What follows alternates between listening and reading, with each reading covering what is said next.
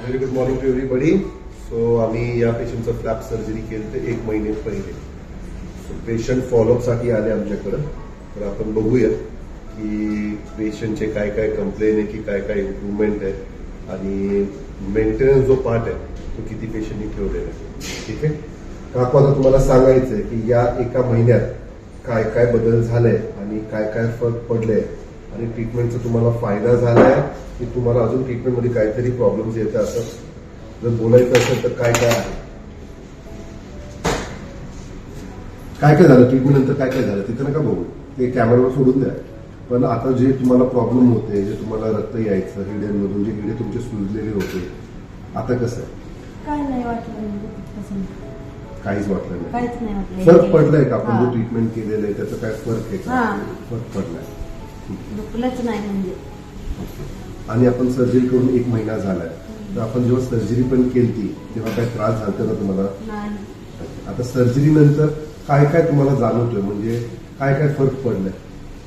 काय नाही असं वाटत, थोडं थंड पाणी पिलं ना ती सेन्सिटिव्हिटी. हा, इथं जरा आपण ह्या दाब एका दाढीला sensitivity.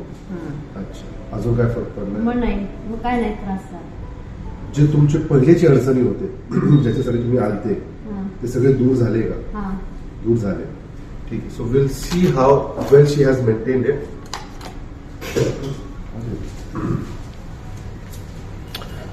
So if you see, even now you can see the marks of suture.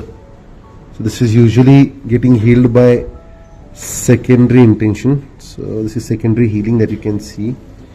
Okay, इथं मान करा. तर दात नाही आहे कापूनला, sensitivity. Okay okay.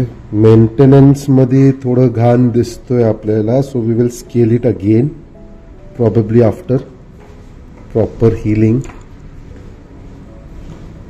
Okay. Slight recession after flap surgery is very common. Most of the patient they experience post-operative sensitivity after flap surgery, so there is nothing to worry. As the healing progresses, all these symptoms are going to subside, so nothing to worry. She has kept it very nicely, though she had some deposits in her anterior on the lingual side, but then it's okay. Okay. थोडंफार घाण जमा झालेली आहे तिथं ना आतमध्ये. ठीक आहे. तिथं ब्रश आयदर तुम्ही व्यवस्थित करत बसणार आहे, करते बरं काम. दोनदा करता ब्रश. हो. आता थोडीशी घाण मला तिथं दिसते. आपण असे 15 दिवस 1 महिना थांबूया आणि मग परत एकदा दात आपण स्वच्छ करू. सगळं जेवढं जिथं घाण दिसतोय तिकडं नाही होतं ना, फक्त तिथंच म्हणजे हल्लेलं कसं असं हल्लेलं झालेलं नाही. पण आता तुम्ही बघितलं, आता पहिले जे दात हलायचे तुमचे ते आता नाही आलं. तसं नाही मला म्हणायचं, म्हणजे असं इरळ इरळ नाही का, असं जीप फिरव देऊन ते होऊन जाईल. ते आपण एकदा परत साफ करूया. त्याला थोडंसं आपण अजून थांबू, 15 दिवस 20 दिवस थांबू, परत एकदा साफ करूया. अजून काय वाटतं? हे हलकत आहे का? नाही नाही हलत नाही. पण इरळ आता ब्रश करताना रक्त येते का? नाही.